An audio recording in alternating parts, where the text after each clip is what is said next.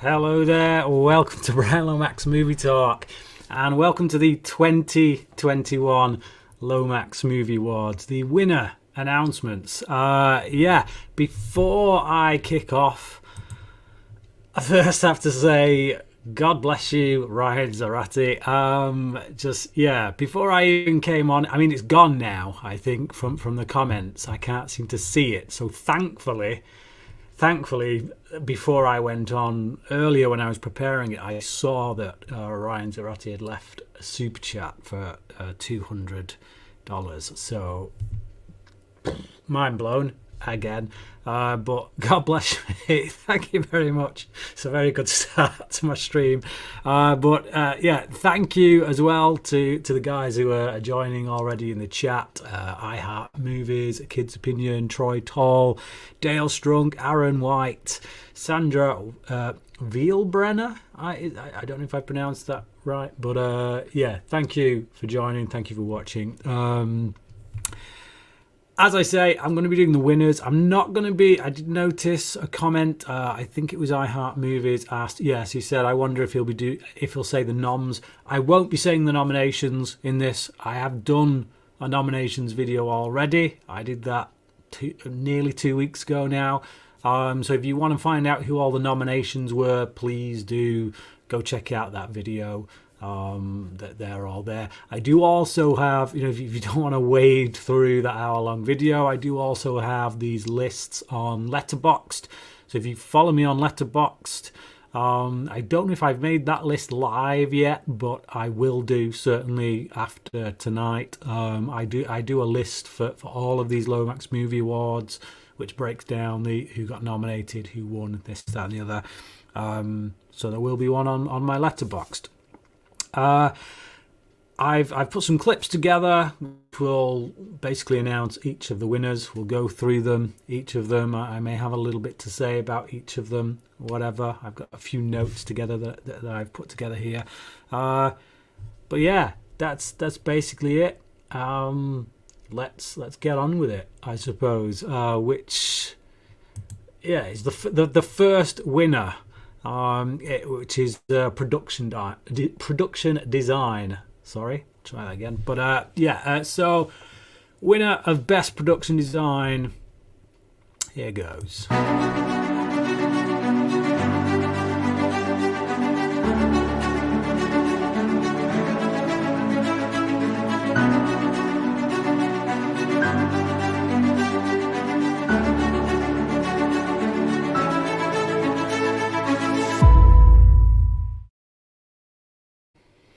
Yep, Mank, Donald Graham Burt for production design. I really love the production design on this simply because of the period.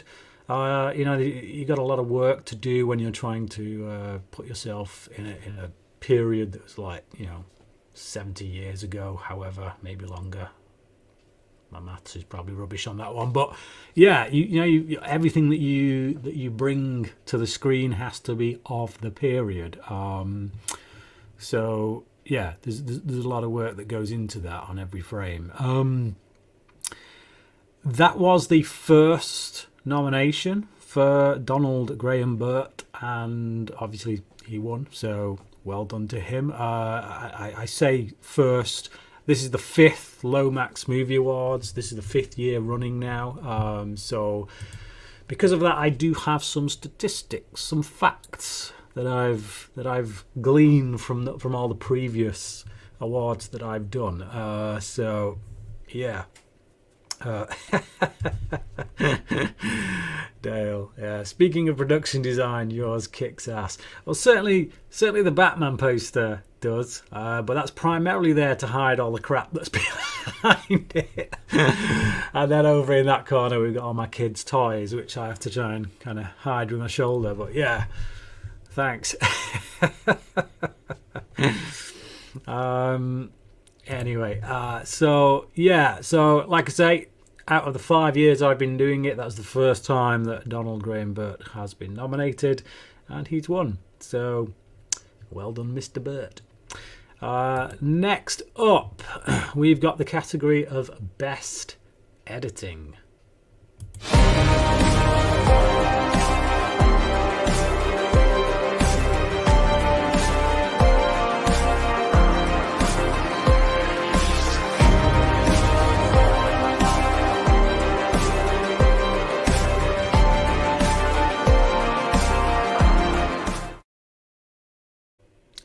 Yes, Tenet. I thought that Jennifer Lame, who edited this film, had a really hard job because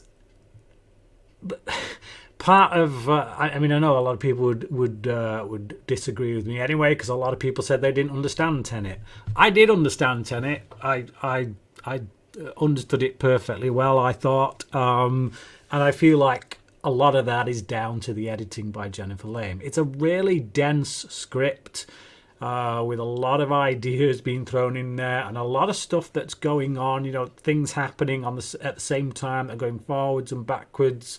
You've got scenes that repeat themselves, and I just think that I think it would be an editor's nightmare to make sense of that. To be honest, to take that footage and make that what's on the page, make that kind of understandable and relatable on the screen with all that footage that's been shot. And I think Jennifer Lame did a bang up job with it, because as far as I'm concerned, I understood Tenet perfectly well, and I thought it was brilliantly edited. I think in the hands of the wrong editor, it definitely could have been a mess to try and figure out, which again, this is purely subjective. I know a lot of people do say it is a mess to figure out.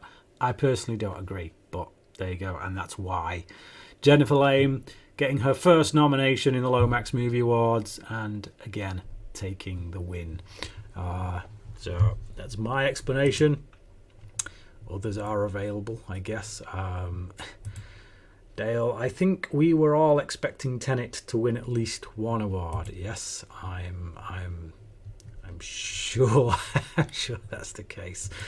Sandra, it was hard to edit. Yes, I really do think it was.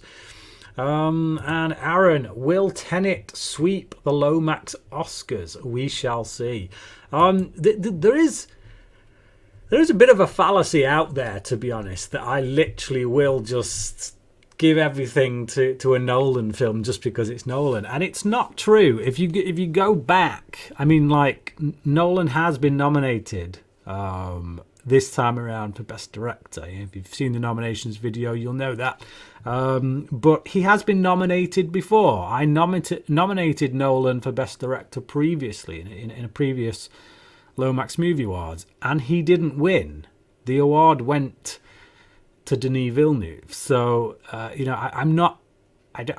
don't have blinkers on in that respect. I'm not just going to hand him it just because he is my favourite director. If somebody does a better job that year, I will give it them. And as I say, Denis Villeneuve just happened to do a better job that year. So, yeah. Harmon Mose. Yeah. Oh, sorry. I jumped up then. Harmon Mose. I'm not a fan of Mank, but the production design was the best of this year. Yeah. That's partly the reason I've started doing these. Way, like I say, 5 years now.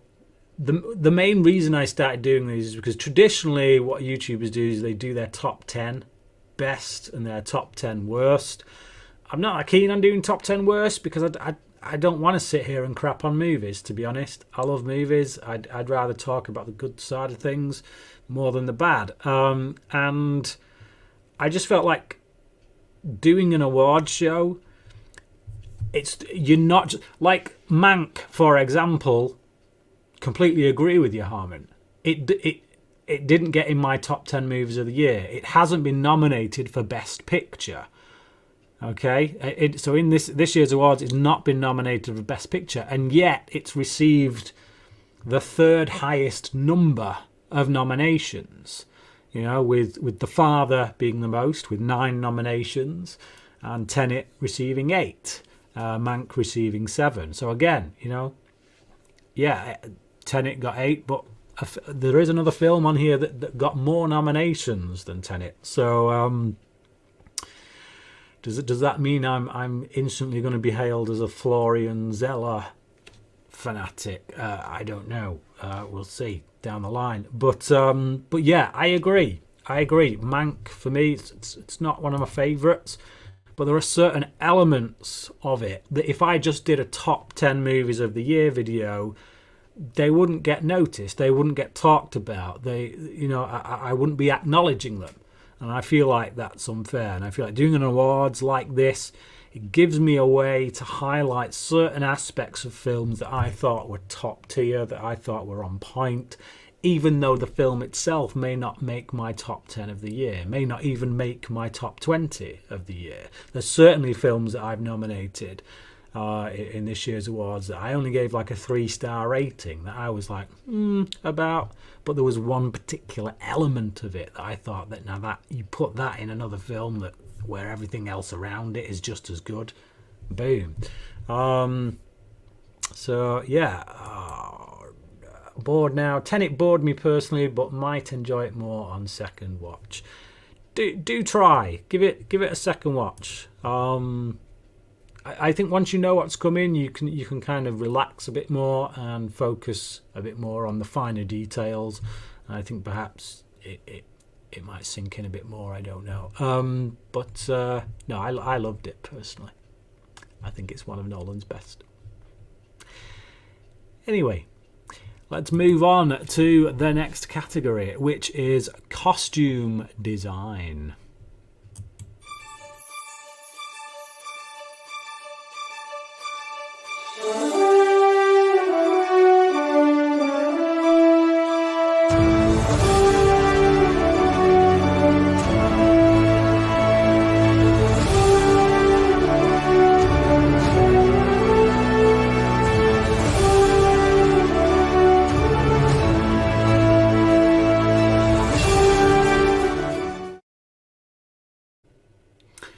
Yeah, Wonder Woman 1984. Now, I'm in a different camp to most people in regards to this film, to be honest, because it did actually make my nominations for best film.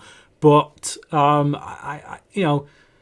most people didn't really like it. It got pretty much savaged by the critics and whatnot, and a lot of reviewers that I know. But even those people that savaged it, I think you could recognise something like the costume design in something like Wonder Woman 1984. Whether it's the big golden suit that she has at the end, or the way that they sort the way that they work with Cheetah's outfits, Barbara Minerva's outfits, building her towards the character that she will ultimately become, and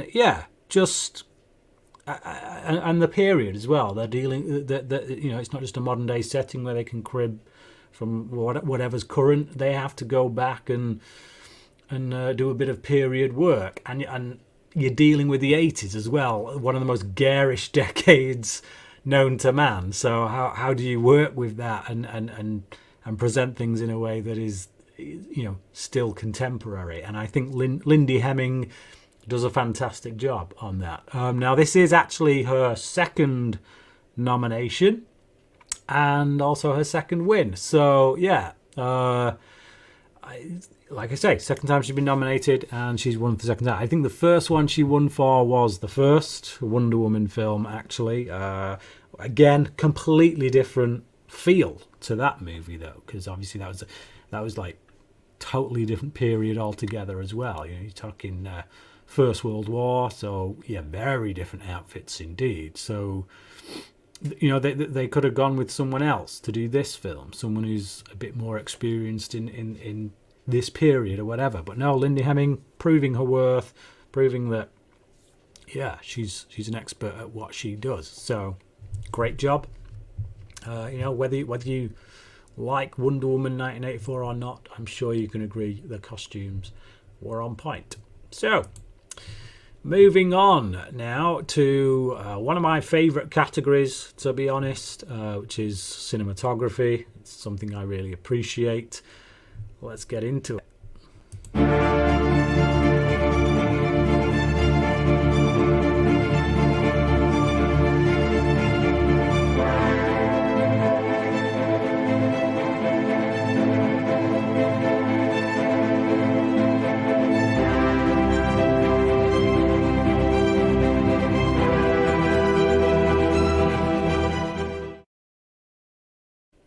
Yes, Hoyte van Hoytema. So this is the third nomination for Hoyte van Hoytema out of the 5 awards I've done.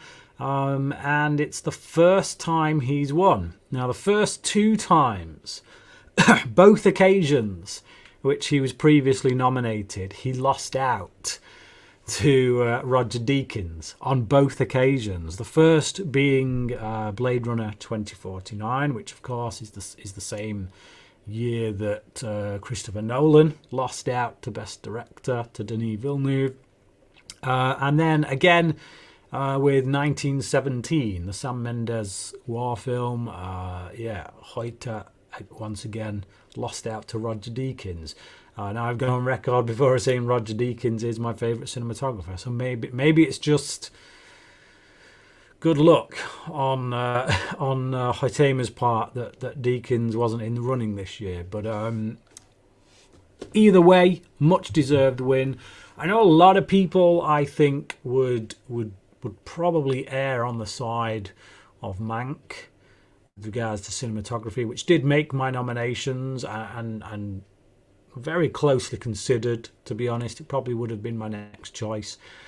But as a camera operator myself, someone who's done camera work, done a bit of TV work, this, that and the other, there's a lot of elements that go into the camera work that I feel like a lot of people maybe don't think about. They think, oh, does it look pretty? And then that's it. If whichever film looks the prettiest, well, that means that the cinematographer has done the best job.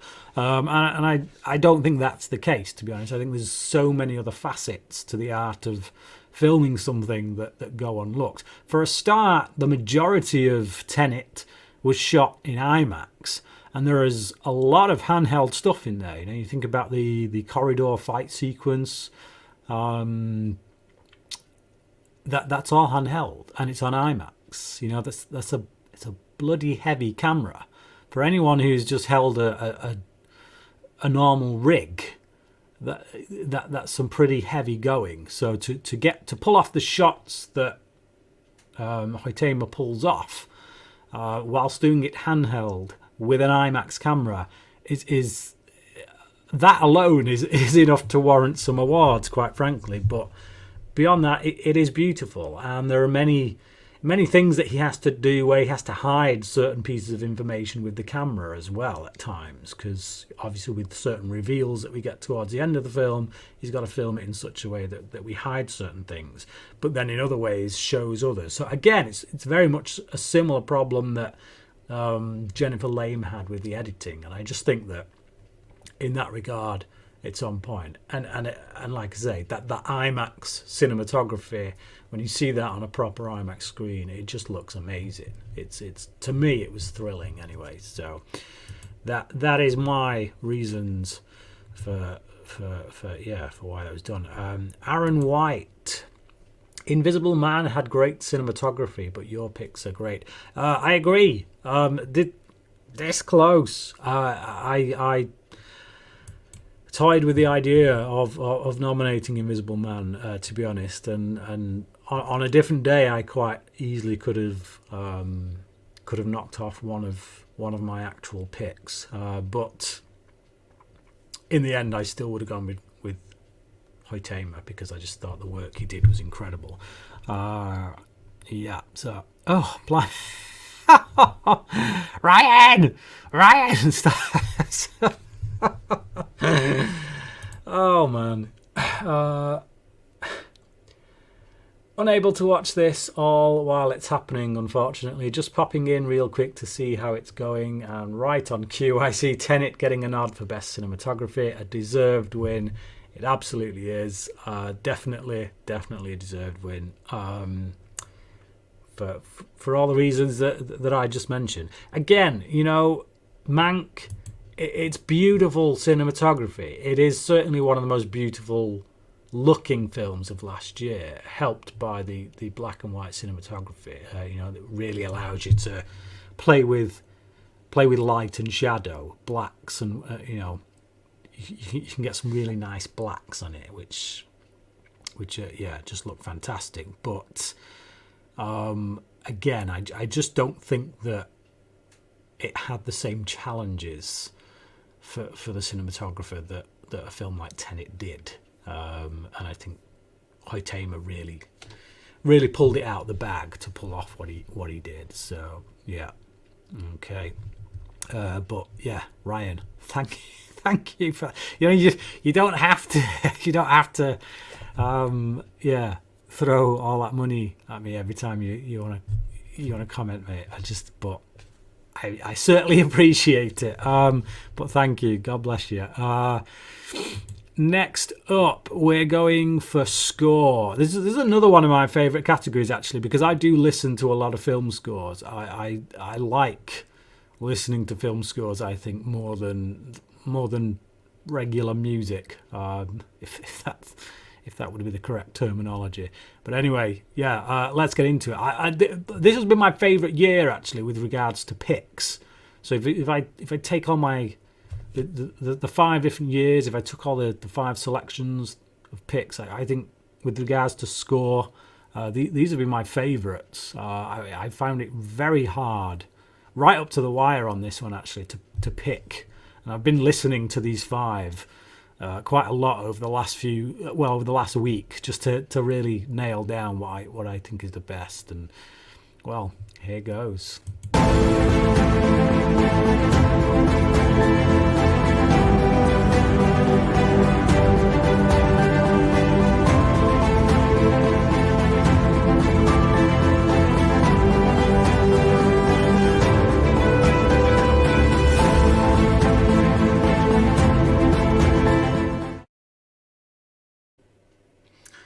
Yes, Daniel Pemberton. So this is actually the second nomination for Daniel Pemberton. He was previously nominated for the work he did on King Arthur, Legend of the Sword, a film which, very much like Birds of Prey, I would say is underrated, but certainly wasn't a critical darling or anything. But yeah, so he didn't win for that one. So this is his first win.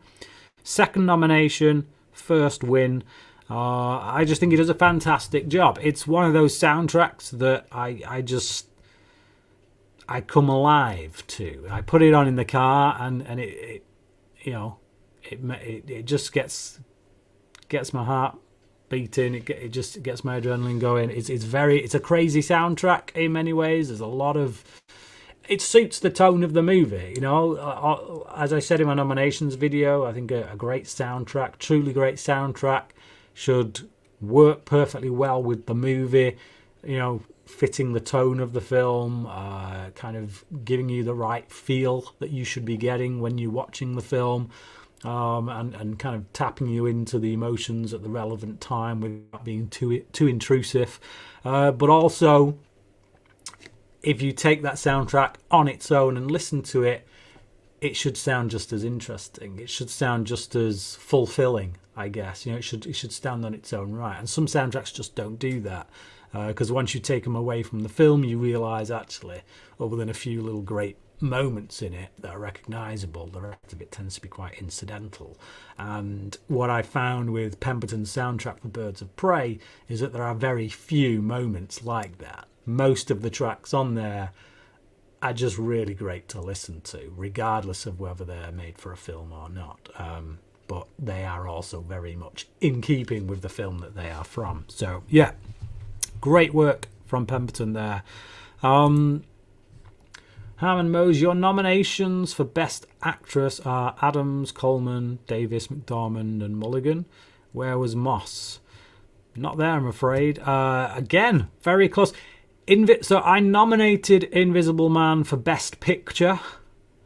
And again, cinematography, editing and actress were all like literally within a hair's breadth of making the cut, because I really did like The Invisible Man, and I will have a review of it actually coming quite soon.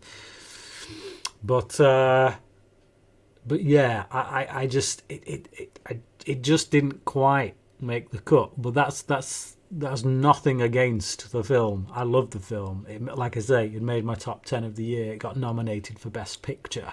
So there you go. It's just the others were just a little bit stronger for my money.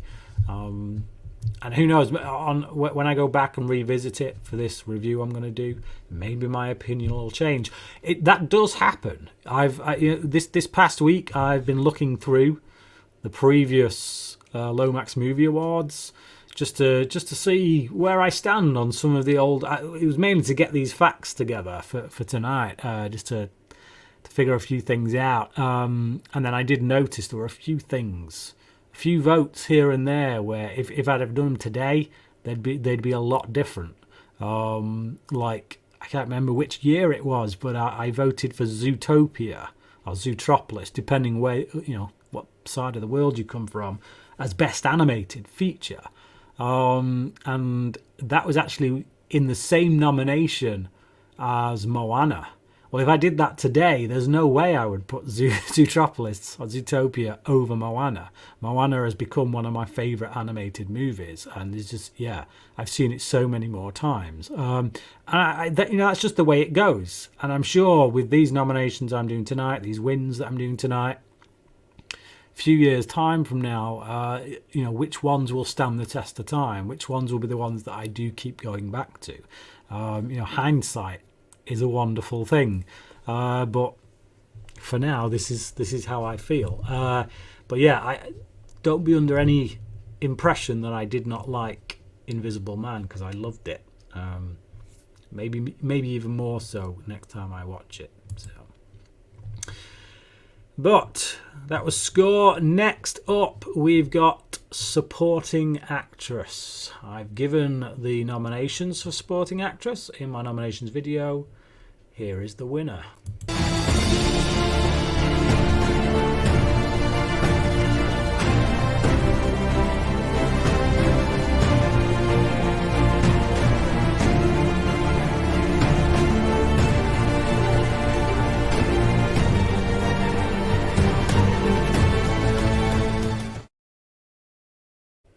Yeah, Glenn Close. So this is the first time she's been nominated. Although I can't say she's done a right lot of film work in the 5 years that I've been doing these.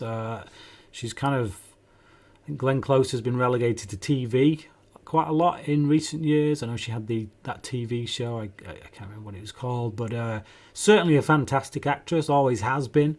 So this is her first nomination and obviously her first win. I think Hillbilly Elegy is a highly underrated movie, to be honest. It didn't get a Best Picture nomination. It wasn't quite that good, but when you look at how the critics savaged it, I thought it was highly unfair. I thought it was a really good film. If you like good dramas based on true life stories. It's really good, and that's mostly down to the performances. Glenn Close obviously being a huge part of that. Board now. Damages. That's right. So she did a TV series called Damages. But Dabania, hello man, how are you doing? Hope you are well. So I don't really have much more to say on that one.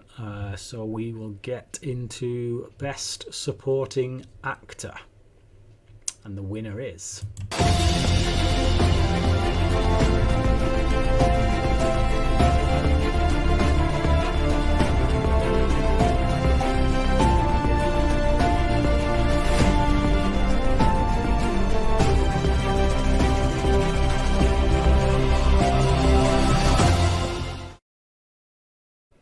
Yeah, Delroy Lindo. So, Delroy Lindo is one of those actors that,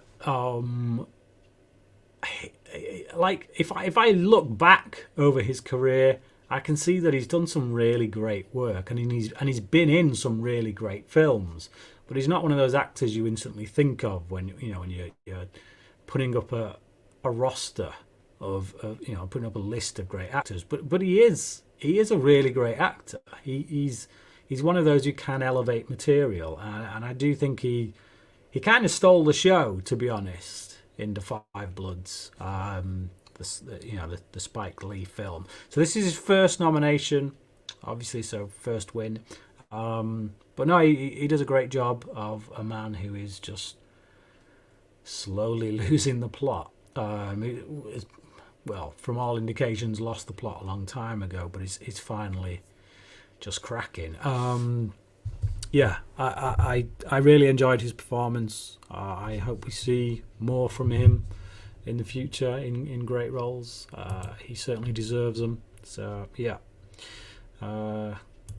Bored now. Oh, good pick. He's really underrated. Yeah, he is. And again, The Five Bloods. I really love Black Klansman, Spike Lee's film prior to The Five Bloods. And I liked a lot of elements of The Five Bloods. It was a 4-star film for me, but it wasn't Best Picture material. But there are just certain elements about it from a filmmaking standpoint that are really excellent. Which again, if I just did a top 10 of the year, you wouldn't get this kind of thing. You wouldn't. It wouldn't get a mention. So that's why I enjoy doing these awards. These awards are actually one of the favourite things I enjoy doing on my channel, precisely for this reason. But yeah, there we go. So next up, we have got Best Actress. I've given the nominations. Here's the winner.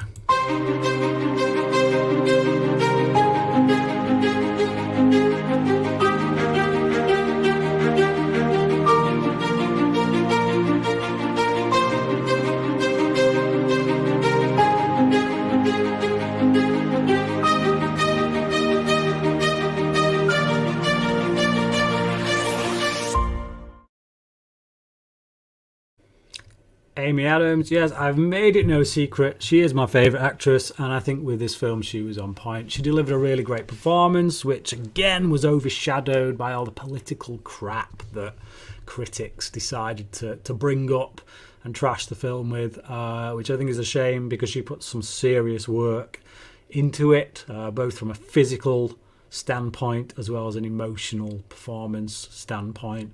I think it's a really great performance.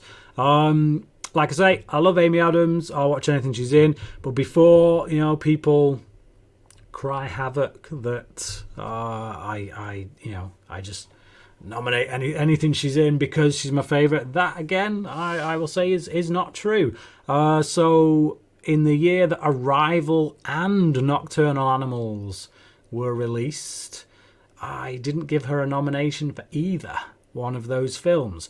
Still incredible performances in incredible films. Nocturnal Animals is one of the highest nominated films in these Lomax Movie Awards. I think that took away 8 nominations. Amy Adams wasn't one of them. She has received one previous Best Supporting Actress nomination. I can't quite remember what that was for. I should have jotted that down. But this is her first nomination for Best Actress. And she takes the win. So, yeah. So, again, I say that because the other day a friend of mine called me an Amy Adams simp, as if to imply that I only gave her the nomination because it's Amy Adams, and it's just not true. Like I say, Arrival is considered by a lot of people to be some of her finest work, and I didn't nominate her for that.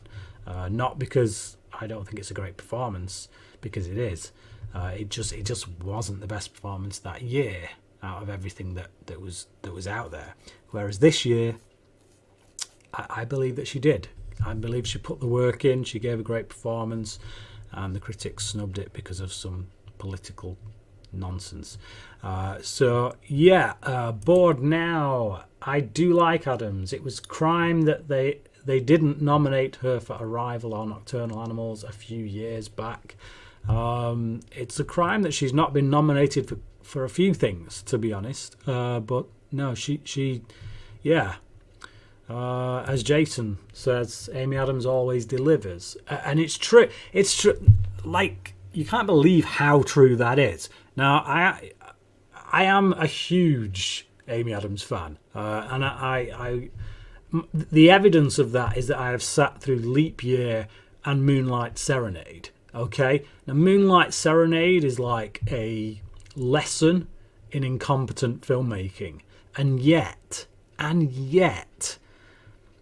Amy Adams is in it, just kind of shining with some of the most ridiculous dialogue. It's just, yeah, like even with a film like that, you can see greatness in her as a performer, and that's what separates her from many of her peers. So yeah, she does indeed always deliver. Bored Now. Sharp Objects was awesome too. Yes, totally agree. Great series, great performance. I did my I did a top 5 Amy Adams performances video a year or two ago. Probably more like 2 now, to be honest. And Sharp Objects does appear on that top 5. It is a great performance. She has 5 nominations but has never won. Yes, she's won Best Supporting Actress for The Fighter, I believe. I'm going to have to check that now. You've made me doubt myself. Let's bring that up. Amy Adams.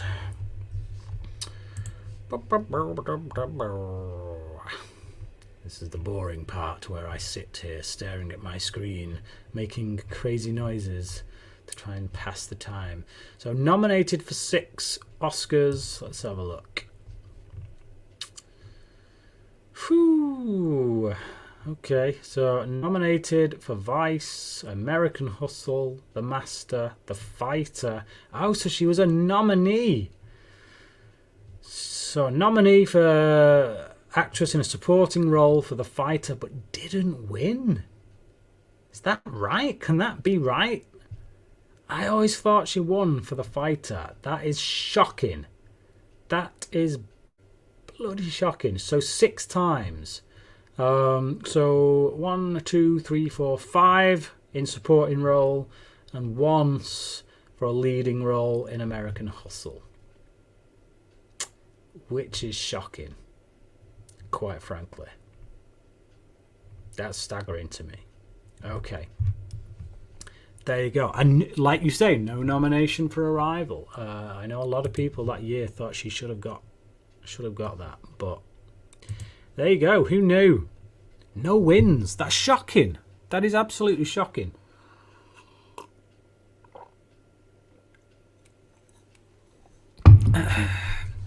Yes, Jason. You could see her promise way back in Smallville when she did an episode, and it's not a great episode. It's got to be said. Which again, I always think, if you want to find really great actors, really great actresses, look at terrible movies. Look at terrible episodes of television in which somebody is actually good. Even. You look at like all those nonsense Matthew McConaughey rom-coms of the early 2000s. It's hard to do a film like that, I think. If you're an actor, to make a film where you look at the script and you know that it's just a payday, and yet you bring something to it where it feels like you are at least trying. It's just, I think that's hard as an actor. I think that's a skill. It's a skill to take crappy dialogue and make me believe that you believe it as an actor. And I think McConaughey is very good at that. Obviously, these days he's actually making quality movies, but a while back he wasn't. But Adams is. So you look at her in that episode of Smallville that Jason just mentioned. She shows quality despite the material, Bored Now. She should have won for The Fighter. She absolutely should have won for The Fighter. So Melissa Leo. I knew Melissa Leo did get one. I couldn't remember that it was supporting, but yeah, of course it would be. Damn it!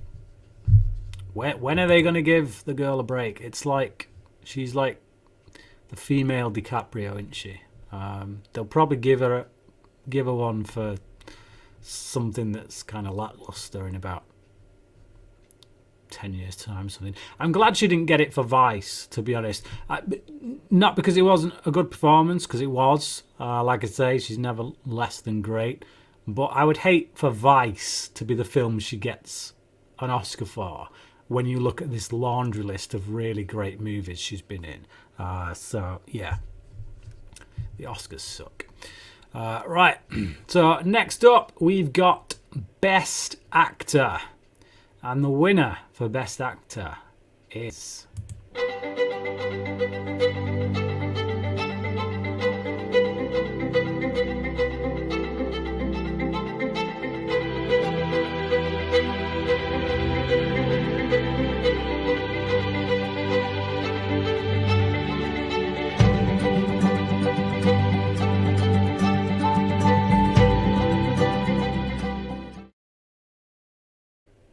Yeah, Chadwick Boseman.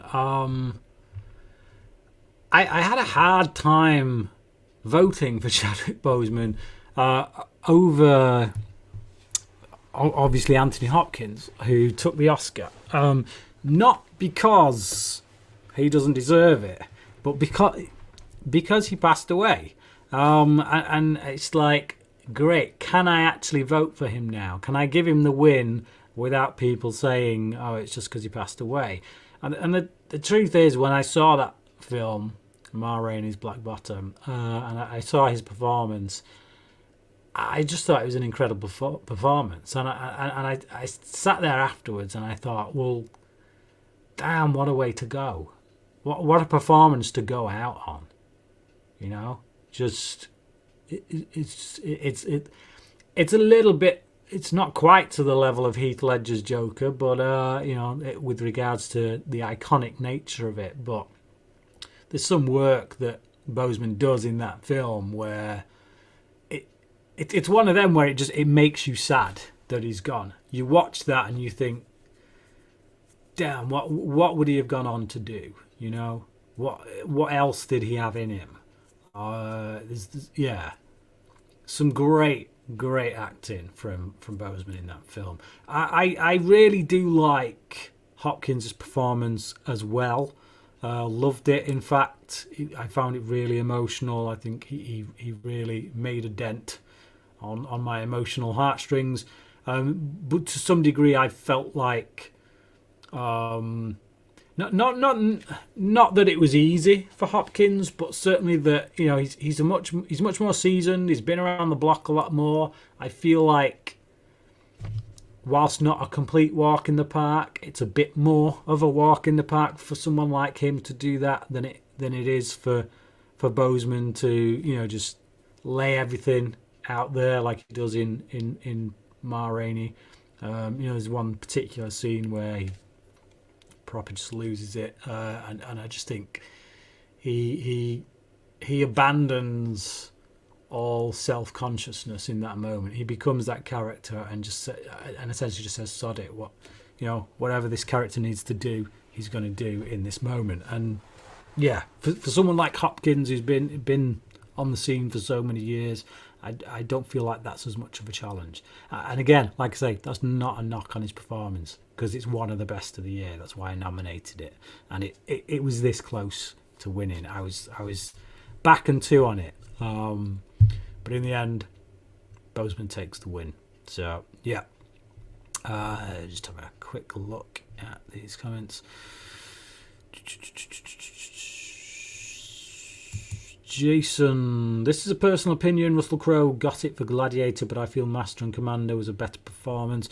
I will disagree with you. I know why you're saying that. I do think Master and Commander is a really great film. I know you definitely do. It's very high on your list of I believe it's your favourite, in fact. So I can understand the attachment there for you. But I do think Gladiator for me is certainly the most iconic, and the range that he has to show in that. I mean, just that scene where his wife and child are hanging down, and it just the snot comes out, and he shows absolute, total, utter vulnerability in that moment, and then goes from that end of the spectrum to total badass, wouldn't want to mess with him kind of. I just full range in Gladiator. It's got to be said. Not that he doesn't give it in Master and Commander as well, but just for me personally, Gladiator for the win. And yes, bored now, I would definitely agree with The Insider. I think The Insider is one of his best, perhaps his best. There you go. So, moving now into best adapted screenplay. I did do supporting. Yes, I did. Okay. So, best adapted screenplay. We got 5 nominations. Here's the winner.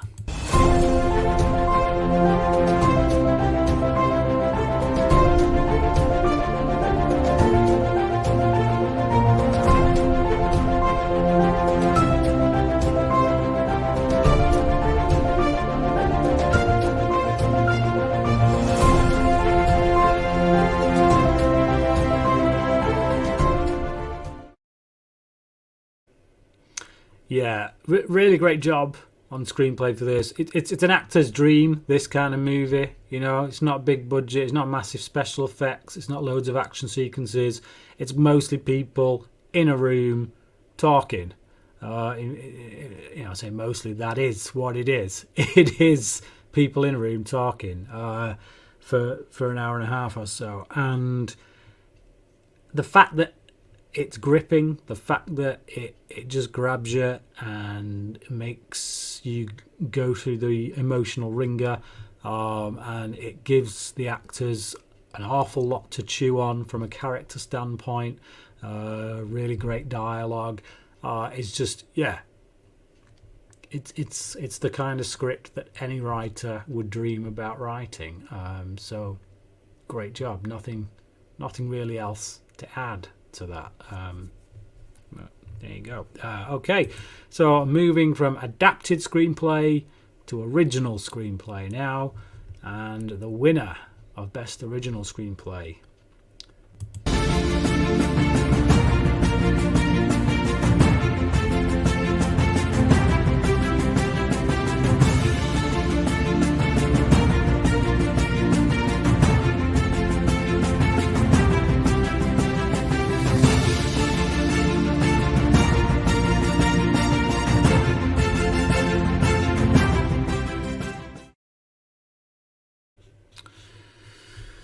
So Aaron Sorkin, again, made it no secret on my channel, he is my favourite writer. This is actually his first nomination for original screenplay, and obviously he takes the win. He has previously been nominated in the Lomax Movie Awards for adapted screenplay. That was in 2018 with Molly's Game. However, he didn't win. Like I say, still my favourite writer. But again, just because someone's my favourite doesn't mean they're going to take it every time. Christopher Nolan was nominated in this category for Best Original Screenplay with Tenet. I do think it's a great screenplay. I think, given what he has to convey, the ideas he has to get across, the fact that came out of anyone's brain and ended up on the page in even any remotely kind of understandable manner is a miracle unto itself. But even so, as close as I came to giving it to Nolan, Sorkin takes it, because nobody does dialogue like Sorkin. He's just a fantastic writer. I love his stuff. West Wing's one of my favourite shows of all time. Perhaps my favourite, probably is my favourite. It's not the one I re-watch most, but from a purely objective kind of reasoning of what I think is is best. I would probably say West Wing is the greatest show ever, and that is down to Sorkin and his writing, his excellent, brilliant writing. He may be too liberal for some tastes. I think I can understand that, but he just has a way with words, and he has a way of putting those words into characters' mouths. Yeah, in very much the same way that Tarantino does. Obviously, a very different style. He doesn't talk like Tarantino, but he's one of those voices. He's one of those writers where you hear a few lines of dialogue from something Sorkin has written. You know that Sorkin has written it. So yeah, brilliant work on Trial of the Chicago 7. Great film. I did nominate it for Best Picture as well. But yeah. Love it. Yeah, West Wing's up there for me, in my top 5 TV at least. Great characters in West Wing 2. Yeah, absolutely. Yeah. Josh Lyman, Donatella Moss. Yeah, that was one of them relationships where, they spent 7 years. They didn't get them together until right at the end, which is always the way to go. Keep you hanging. But yeah, love the show. Brilliant stuff. Next up, we have got Best Director. And the winner is...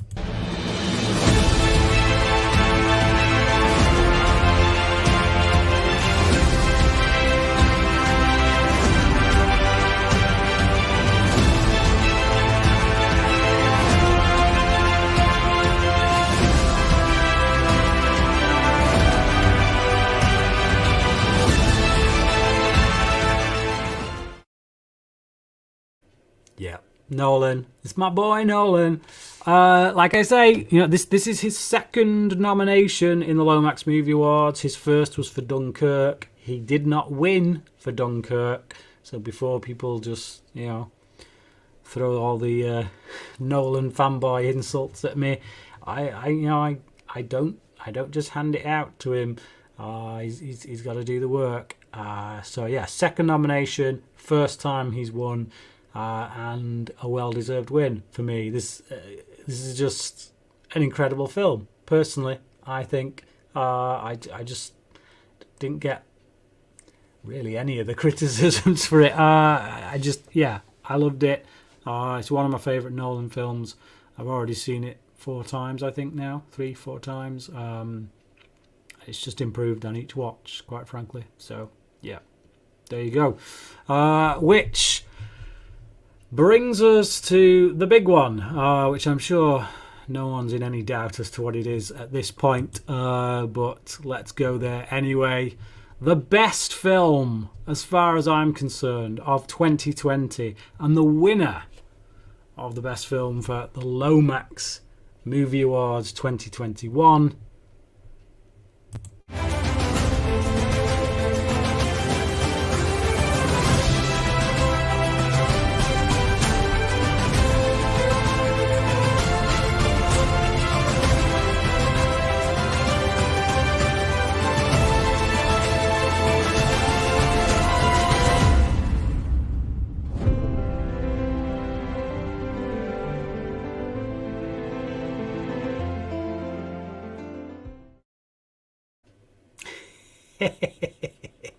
Was there any doubt? Yes, Tenet. I can't really say any more about it. I love the film. I understand the reasons why a lot of people don't. When I saw it on first viewing, I felt like I just got it. I went back to watch it again, second time, just to see if I really did get it the way I thought I got it, and I did, and I even picked up a few loose ends that I didn't realise on the second time, and then bought it on Blu-ray, watched it again. I love it. It's one of Nolan's best. I personally, and I know a lot of people call me crazy for this, but I put it over Inception, and that, Inception's a 5-star film. It's in my top 20 movies of all time. So yeah, my top 20 movies of all time is pretty Nolan heavy, it's got to be said.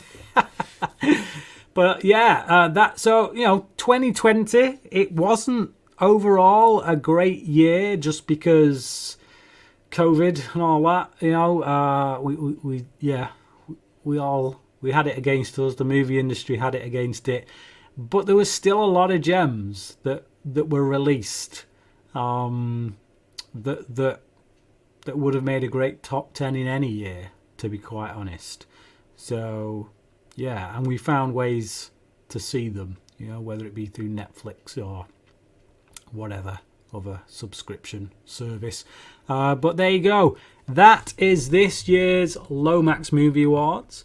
Please do let me know down in the comments what your choices would have been in each of these categories. I would love to know. Have a little bit of a chat about them.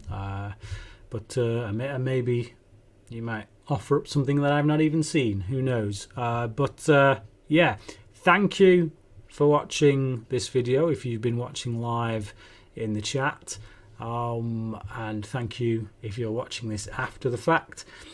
Big thank you once again to Ryan Zarate who dropped those super chats, which just again blows my mind.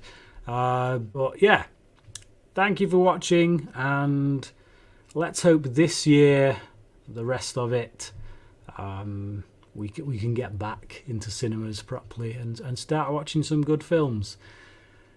Goodbye, thank you for watching, and until next time, cracking.